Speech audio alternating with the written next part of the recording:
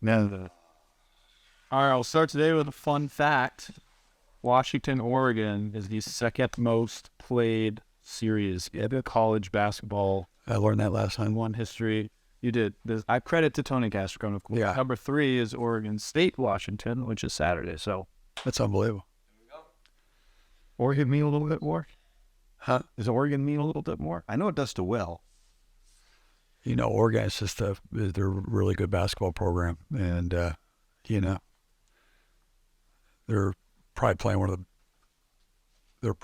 playing as good as anybody in the league right now. And they're on that cusp of trying to get in the tournament bubble. And so, you know, anytime you can play a good team and get them at home, you obviously want to have a great effort and win the game. Oregon, you know, yeah, it'd be nice. I just over the years of with you and Altman, he's kind of had your number. Did it something particular about their style of play? The brick footage and stuff. They've had good teams. Their pressure has bothered us in the past. We've been on, you know, the Pritchard 3-pointer. We missed 4 foul shots at the end to take the game out, up 16. Even last year, the pressure at the end of the game, we're up 20, and they started pressing and it ended up being 11. But you know, they've always have really strong teams. But that the pressure is the thing that the press. I just also think of his defenses as also kind of rotating, like Yeah, they can press. They have 3 different presses. They'll play a zone. They play man-to-man. They keep you off balance. They've got great rim protection this year. You know, that's when they're at their best, back when they had Wooten and different guys like that, they could really protect the rim. Great athletes back there, but this year, offensively, they're I think they're number 2 in our league and most efficient teams offensively.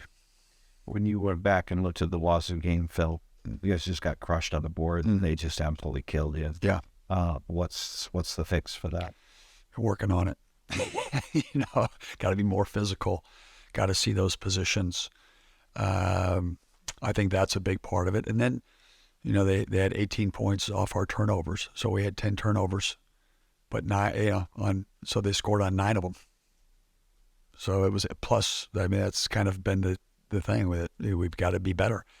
In a low possession game like that wasn't a big possession game. They took the clock on every possession, and so 10 turnovers. Like people were like, "Oh, you only had 10 turnovers." Well, are the 10 turnovers going out of bounds and you set your defense, or are they turnovers where they get it and they go down, they make a shot, and 18 points off of 10, that's off of 9 of the turnovers. So those 2 areas have kind of been our Achilles heel all year, either or, and we've got to, you know, we work on it every day, try to hit singles rather than home runs, better execution, better passing. And then on the defensive end, we you know, you gotta just pound the glass. You gotta put bodies on bodies. That's what it is. It's a mindset and it's a physical part of the game that we've got to be better at. We're getting teams to miss. We're not finishing with rebound. how do you get a team to commit less turnovers? Do you do less? Do you pare down the offense, or do you penalize? You know, like We used to do every time a turnover happened, we would pop a balloon, and we had 10 balloons, and then every time you went past the 10 balloons, it would be like a down and back at the end of practice, and you would collect them. But I think sometimes guys, you know, players just try to do too much. You want them to be confident. You don't want to take them away from thinking that. And then we've got to make, you know, the unforced ones are the ones that hurt. The stepping out of bounds, the travels, weak passes, not meeting passes, wrong pass to the post. And so those are things that, you know, we work on every day, foundational, fundamental. Then you got to execute. and I would imagine that you could probably live with a couple turnovers from a guy like Keon Brooks because he has the ball looking at A lot. Yeah, but where like a Braxton, we kind of talked about it, if you know nothing. When he tries to do too much, like in entry passes or post passes, are like those, Yeah. the ones that kind of.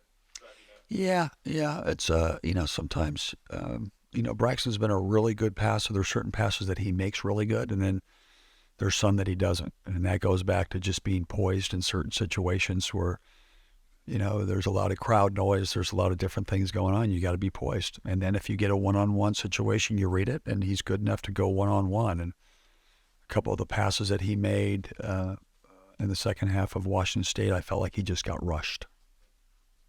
What's the mindset of this team right now? This Wazoo, this is guys just being frustrated. Yeah. It's the same thing, winning cures all ills. And so we got to get some momentum and get a win. Messages is we've been really, really close. But close isn't good enough.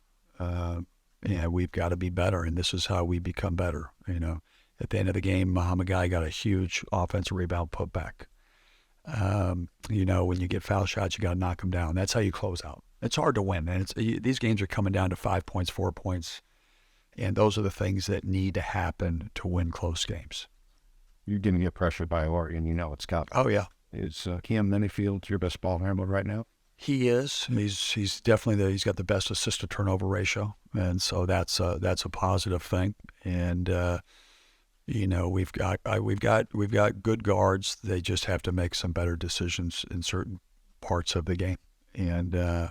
We work on it. We've pressed with 6 guys, just trying to create as much havoc. Pressure from recent games hasn't really hurt us after Colorado. After the Colorado game hurt us, we found a way to win. But for the most part, we've done a decent job handling pressure. That's because we focus on it. I mean, it was Keon and why am I speaking? Cord. Yeah. What do you think they face the kind of pressure in the backcourt that they're going to see from Oregon? I think Colorado in that environment that night is as good a pressure as you're going to see in the league. KJ Simpson and those guys have high-level defensive players, high-level defensive program. I do believe Will Richardson and Oregon's press, because it's not just one press. They can face guard looking like a 2-2-1. They can go 1-2-2. They can go hard man-to-man, deny everything. And so during that time, you have to be full focus all the time, getting to your spots and executing. And if you can execute, you can go down and score. But that's the type of focus that it's going to take when teams really press and they go after it. How important will a guy like, I know what against their press, because you sort of mentioned Colorado, and it seemed like Noah was the one guy that maybe felt more comfortable. He made the difference. He can get it and slow down, and then when pressure hits him, he can use his physicality. You can't jam him. You can't force him into doing something that he doesn't want to do. And I thought he was big in the Colorado game for sure. I know I ask him this every week, but just seeing Noah out there, I know he's not 100%. Yeah, I know he got banged up. And I know he's still fist pegging you to get back in the game.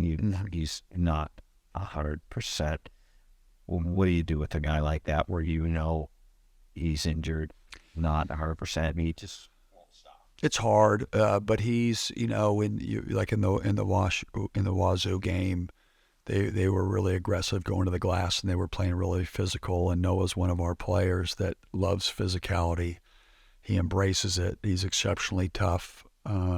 He showed a lot of poise in that Colorado, what you were talking about, Percy, with the press, and in that game. And, but, sometimes I feel for him because you can see the pain in his face. He got subbed out of the game, and he just kept, rubbing his knee. And so I know he's doing everything he can to help this team win. But I think he's limited to how much he can do in certain situations based on that pain tolerance. Did they do something against Keon Brooks' last game? I mean, obviously he wasn't going to keep up, scoring over 22 points every game, but did that first half did seem like to be really. Yeah, I think they you got to credit Washington State. They were really physical from the beginning, from the get-go. They rotate really well. Sometimes we settled for jump shots when I felt like we could have attacked closeouts a little bit better. That's part of the learning process. But I thought some of the looks that he's gotten, he's made. It's just sometimes they go in, sometimes they don't. The big thing that he did in the second half is he rebounded. We needed that effort on the rebounding in the first half, and so Sometimes you might not score, but those other attributes of rebounding and leading and passing are huge in terms of the success of your team. He's not scoring. Does that really put you guys into buying offensively?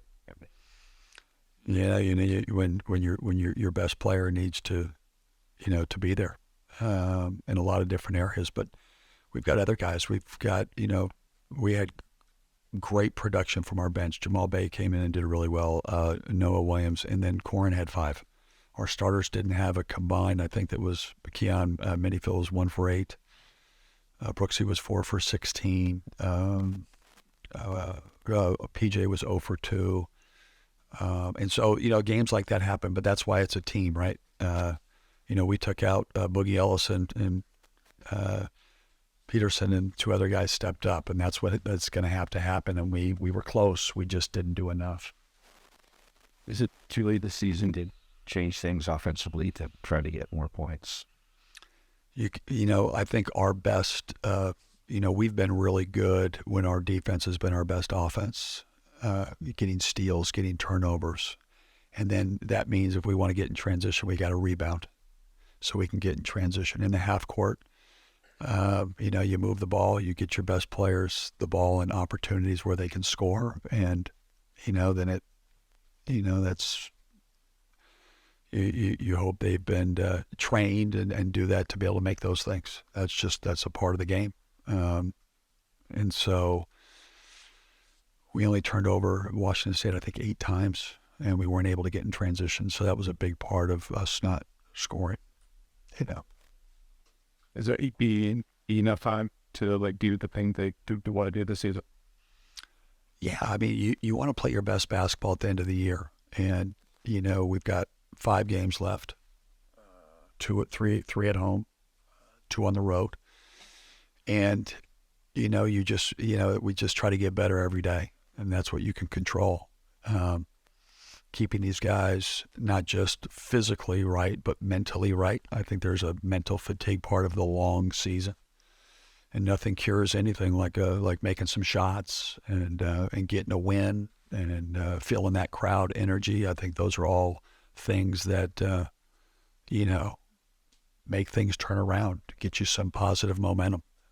This game is very contagious. I know he's shot for the year, but anything you can update us on Frank? Other than he's progressing really well. He's been, the kid, you'll see him over there doing ball handling drills. It's constant work with him. He's just constantly working, constantly positive. He's one of those guys that you want around everybody every minute of the day, because he just, from perspective to positivity, his energy is infectious too. Again, there's some season left, and this is, of course, it better sit it after the year, but it'd be half fun. How would Betty might it? I did, yes, you always do. I always sit there and go, if there's a lot of ifs, but you just gotta, it doesn't do anything to help. It might make you feel better, when you're, watching the Super Bowl and going, oh God, it could have been. But this is what it is, and I'm really proud of our guys, how they fought, and they've had to go through a lot of uncertainty with that, and from redshirting and putting them on scholarship and playing and then not playing. I mean, there's a lot of emotional of this, but I love these guys, and it's fun to coach them, and they work hard, and they're young, and they're learning, it's our job to teach them how to win, how to get through those things. If that's giving them more confidence of that, I think we've been putting them in positions. Now we got to get better, help them perform better in certain situations, especially at end of games, and especially when Braxton is out of the game. He ended with us by Frank Young. There's no certainty from one season to the next season, especially in this year. Yeah, in college basketball. Yeah. Jeff, why not? But can you? How might he be, next year? At what point in time do you think he may be healthy? And can you envision a full season with Frank? Oh yeah, I can't tell you. I don't know. I know I don't want to get into what the doctor said or how the speedy of the recovery, but we plan on having him next year. And Frank, the one thing I'll tell you is I believed he could have been the defensive player of the year. He was at that level of rim protection, shot blocker, energy. That's and with him and Braxton, I felt like you had two of the, where you could be aggressive 100% at all times, from fouls to limiting fouls to, boy, you bring one in and the next one brings a different challenge, but that's what makes it exciting. But you know, sometimes things don't happen the way that you think that's going to happen. Other guys have to step up, and to see Braxton, play as good and play as many minutes as he is pretty phenomenal, to be honest with you. And just like my last person on, like Frank, he seemed to have that best stretch team you guys played in. Anaheim. Yeah. Just how did he make the that all tournament team coming off the base like that? Just what the. I think he was just an elite defensive player, brought energy, he finished around the basket. That was the greatest thing, is he got us in that position. He fouled out. Braxton came in. Braxton made two big plays to help win the game in overtime, the block shot and then the finish. You were bringing in two guys that have a motor, that are exceptionally large and athletic, and still learning what we're doing. But he just was, and it's not.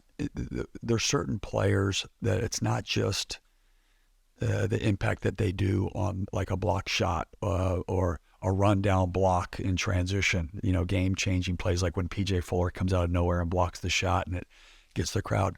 It's leadership. It's the person that he is. It's he's got that infectious, contagious, positive energy, and either on the court or off. So you kind of lose lost a little bit of the spirit of that. Yeah. Just one more for me. Last year you had Dejan, who could go with Scout. Yeah. Stanford. Yeah. This year you got Frank. Yeah. Can he? He's great. He was great yesterday. He was breaking down the whole deal. Not just it's not just the plays, but personalities and different things like that. And just like Noah at Washington State, these guys know these guys inside and out. And Frank obviously had some good years there, and they're always positive about it. But they can tell you, what time they eat lunch and all those other things that a lot of guys can't. You're kind of laughing as you say that. Is it what he said or how? Yeah, it is. It's like how he says it, and he's just, I don't know. When you've been around that guy, he's just it puts a smile on your face. So him to talk about who's the head of the snake and how they play and who can get frustrated if you do this and who's great when they do this. It's a lot of fun. With a computer programming diagram. Yeah, right. He can build it and code it, show it to you, and he's incredible. Nice to see you. Glad you're doing well. Thanks, Coach. Let's get the Ducks.